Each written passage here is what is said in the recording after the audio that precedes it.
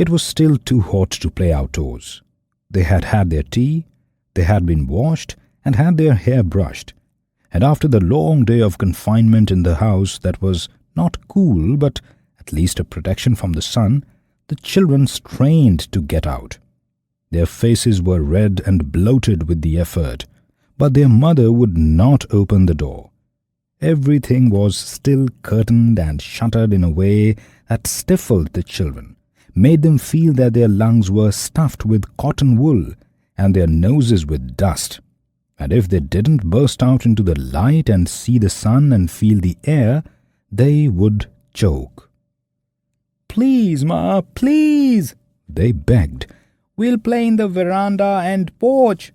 We won't go a step out of the porch." "You will. I know you will. And then—" "No, we won't. They wailed so horrendously that she actually let down the bolt of the front door so that they burst out like seeds from a crackling, overripe pod into the veranda with such wild, maniacal yells that she retreated to her bath and the shower of talcum powder and the fresh sari that were to help her face the summer evening. They faced the afternoon. It was too hot, too bright. The white walls of the veranda glared stridently in the sun. The bougainvillea hung about it, purple and magenta, in livid balloons. The garden outside was like a tray made of beaten brass, flattened out on the red gravel and the stony soil in all shades of metal, aluminium, tin, copper, and brass. No life stirred at this arid time of day. The birds still drooped, like dead fruit, in the papery tents of the trees. Some squirrels lay limp on the wet earth under the garden tap. The outdoor dog lay stretched, as if dead on the veranda mat, his paws and ears and tail all reaching out like dying travelers in search of water. He rolled his eyes at the children, two white marbles rolling in the purple sockets, begging for sympathy, and attempted to lift his tail in a wag, but could not. It only twitched and lay still. Then, perhaps roused by the shrieks of the children, a band of parrots suddenly fell out of the eucalyptus tree, tumbled frantically in the still, sizzling air, then sorted themselves out into battle formation and streaked away across the white sky. The children too felt released. They too began tumbling, shoving, pushing against each other, frantic to start. Start what? Start their business. The business of the children's day, which is play. "Let's play hide and seek. Who'll be it?" "You be it." "Why should I?" "You be. You are the eldest." "That doesn't mean—" The shoves became harder. Some kicked out. The motherly Meera intervened. She pulled the boys roughly apart. There was a tearing sound of cloth, but it was lost in the heavy panting and angry grumbling. And no one paid attention to the small sleeve hanging loosely off a shoulder. Make a circle," she shouted, firmly pulling and pushing till a kind of vague circle was formed. "Now clap," she roared, and clapping they all chanted in melancholy unison, "Dip, dip, dip, my blue ship." And every now and then one or the other saw he was safe by the way his hands fell at the crucial moment, palm on palm or back of hand on palm, and dropped out of the circle with a yell and a jump of relief and jubilation. Raghu was it. He started to protest, to cry, "You cheated! Meera cheated! Anu cheated!" But it was too late. The others had all already streaked away. There was no one to hear when he called out, "Only in the veranda, the porch. Ma said to stay in the porch." No one had stopped to listen. All he saw were their brown legs flashing through the dusty shrubs, scrambling up brick walls, leaping over compost heaps and hedges, and then the porch stood empty in the purple shade of the bougainvillea, and the garden was as empty as before.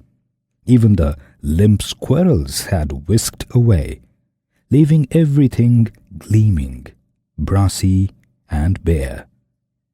Only small Manu suddenly reappeared, as if he had dropped out of an invisible cloud or from a bird's claws, and stood for a moment in the center of the yellow lawn, chewing his finger and near to tears as he heard Raghu shouting with his head pressed against the veranda wall, 83, 85, 89, 90, and then made off in a panic, half of him wanting to fly north, the other half counseling south.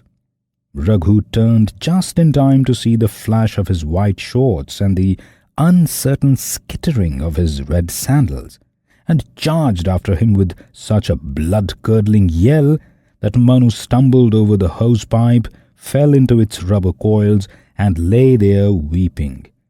"I won't be it. You have to find them all. "I know I have to, idiot," Raghu said, superciliously kicking him with his toe. "You are dead," he said with satisfaction, licking the beads of perspiration off his upper lip, and then stalked off in search of worthier prey, whistling spiritedly so that the hiders should hear and tremble. Ravi heard the whistling and picked his nose in panic, trying to find comfort by burrowing the finger deep, deep into that soft tunnel. He felt himself too exposed, sitting on an upturned flower pot behind the garage. Where could he burrow? He could run around the garage if he heard Raghu come, around and around and around, but he hadn't much faith in his short legs when matched against Raghu's long, hefty, hairy footballer legs. Ravi had a frightening glimpse of them as Raghu combed the hedge of crotons and hibiscus, trampling delicate ferns underfoot as he did so. Ravi looked about him desperately, swallowing a small ball of snot in his fear. The garage was locked with a great heavy lock to which the driver had the key in his room, hanging from a nail on the wall under his work shirt. Ravi had peeped in and seen him still sprawling on his string cot in his vest and striped underpants, the hair on his chest and the hair in his nose shaking with the vibrations of his phlegm-obstructed snores. Ravi had wished he were tall enough, big enough to reach the key on the nail, but it was impossible, beyond his reach for years to come. He had sidled away and sat dejectedly on the flower pot. That at least was cut to his own size. But next to the garage was another shed with a big green door, also locked. No one even knew who had the key to the lock. That shed wasn't opened more than once a year, when Ma turned out all the old broken bits of furniture and rolls of matting and leaking buckets, and the white anthills were broken and swept away, and flit sprayed into the spider webs and rat holes, so that the whole operation was like the looting of a poor, ruined and conquered city. The green leaves of the door sagged. They were nearly off their rusty hinges. The hinges were large and made a small gap between the door and the walls, only just large enough for rats, dogs, and possibly Ravi to slip through.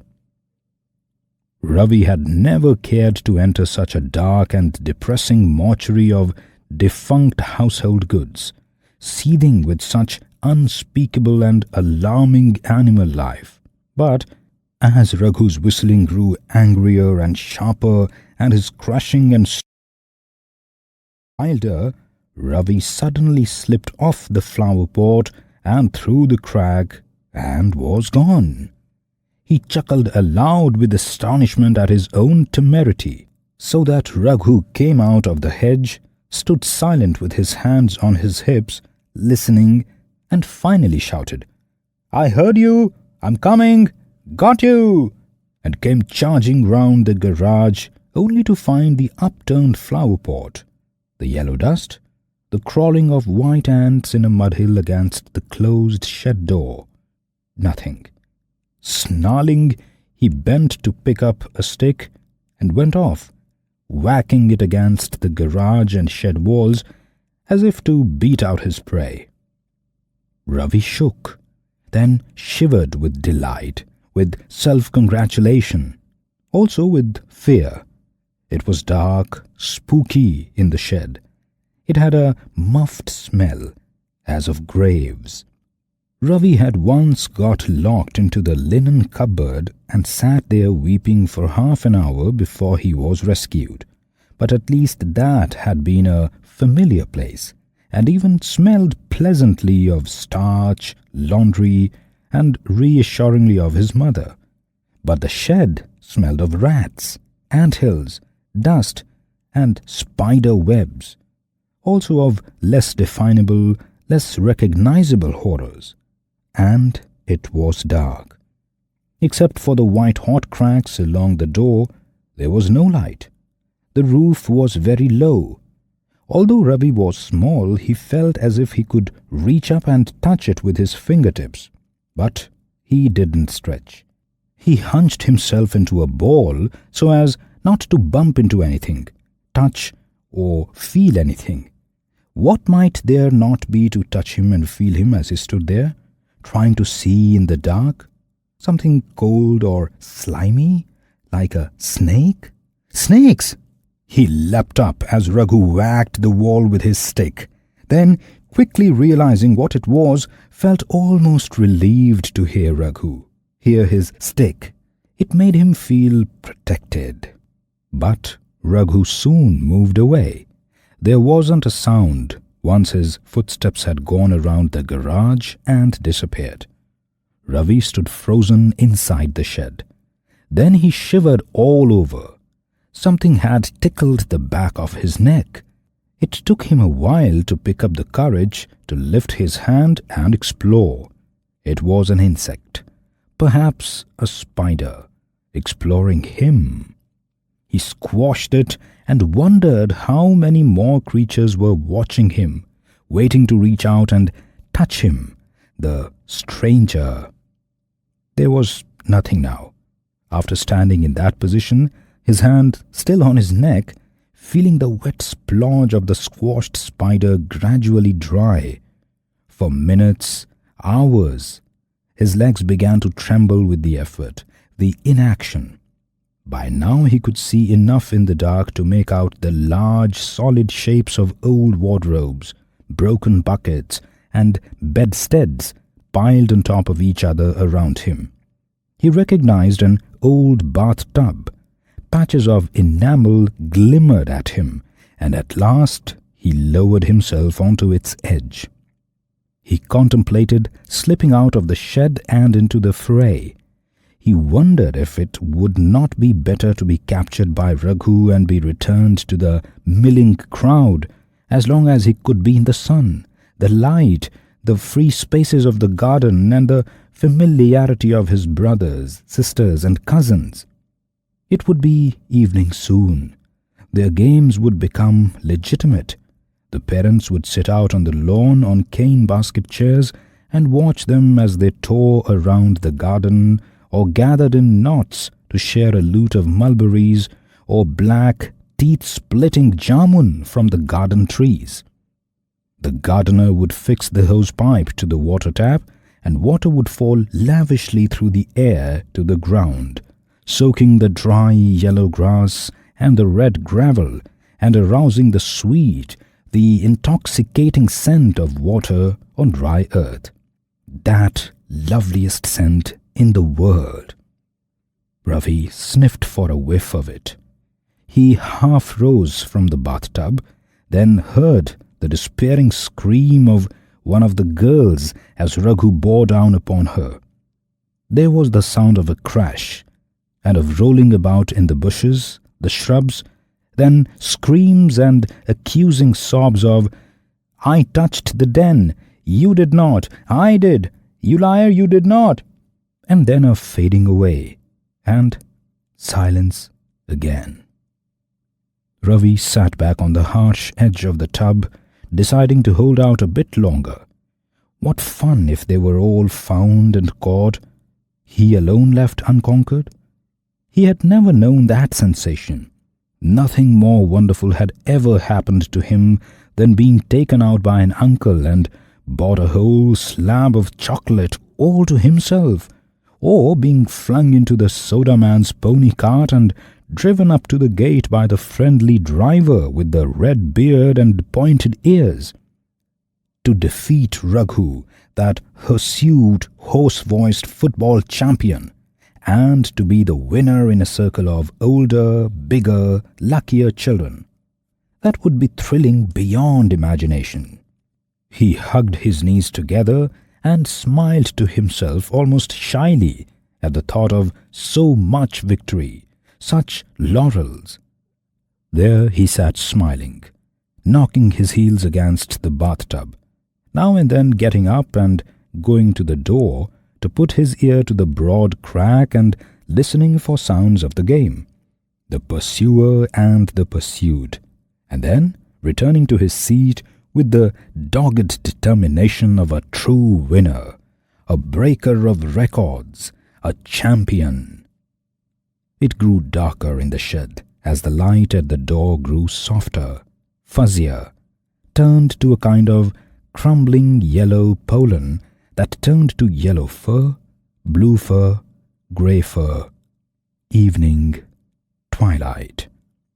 The sound of water gushing, falling, the scent of earth receiving water, slaking its thirst in great gulps and releasing that green scent of freshness, coolness. Through the crack, Ravi saw the long purple shadows of the shed and the garage lying still across the yard.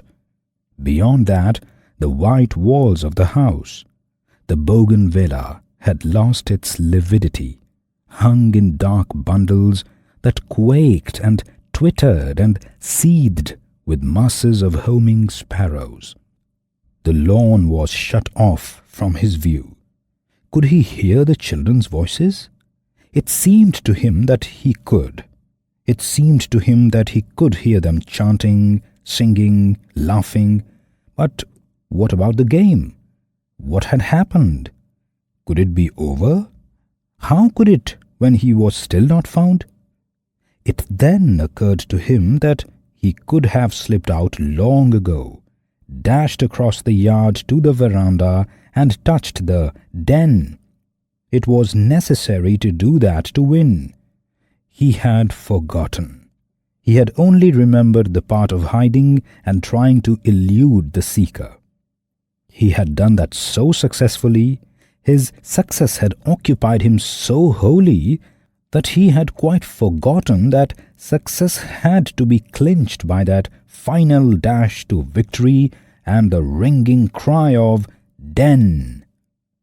With a whimper, he burst through the crack, fell on his knees, got up, and stumbled on stiff, benumbed legs across the shadowy yard, crying heartily by the time he reached the veranda, so that when he flung himself at the white pillar and bawled, "Den! Den! Den!" his voice broke with rage and pity at the disgrace of it all, and he felt himself flooded with tears and misery. Out on the lawn, the children stopped chanting. They all turned to stare at him in amazement. Their faces were pale and triangular in the dusk. The trees and bushes around them stood inky and sepulchral, spilling long shadows across them. They stared, wondering at his reappearance, his passion, his wild animal howling. Their mother rose from her basket chair and came towards him, worried, annoyed, saying, "Stop it, Ravi! Don't be a baby! Have you hurt yourself?" Seeing him attended to, the children went back to clasping their hands and chanting, "The grass is green, the rose is red." But Ravi would not let them. He tore himself out of his mother's grasp and bounded across the lawn into their midst, charging at them with his head lowered so that they scattered in surprise. "I won! I won! I won!" he bawled, shaking his head so that the big tears flew. "Raghu didn't find me! I won! I won!" It took them a minute to grasp what he was saying, even who he was. They had quite forgotten him. Raghu had found all the others long ago. There had been a fight about who was to be it next. It had been so fierce that their mother had emerged from her bath and made them change to another game. Then they had played another and another, broken mulberries from the tree and eaten them, helped the driver wash the car when their father returned from work, helped the gardener water the beds till he roared at them and swore he would complain to their parents. The parents had come out, taken up their positions on the cane chairs. They had begun to play again, sing and chant. All this time, no one had remembered Ravi. Having disappeared from the scene, he had disappeared from their minds. Clean. "Don't be a fool," Raghu said roughly, pushing him aside. And even Meera said, "Stop howling, Ravi. If you want to play, you can stand at the end of the line." And she put him there very firmly. The game proceeded. Two pairs of arms reached up and met in an arc.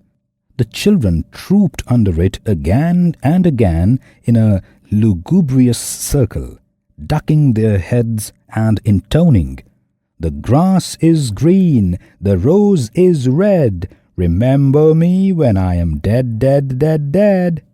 And the arc of thin arms trembled in the twilight, and the heads were bowed so sadly, and their feet tramped to that melancholy refrain so mournfully, so helplessly that Ravi could not bear it. He would not follow them. He would not be included in this funereal game. He had wanted victory and triumph, not a funeral. But he had been forgotten, left out, and he would not join them now. The ignominy of being forgotten. How could he face it? He felt his heart go heavy and ache inside him unbearably. He lay down full length on the damp grass, crushing his face into it, no longer crying, silenced by a terrible sense of his insignificance.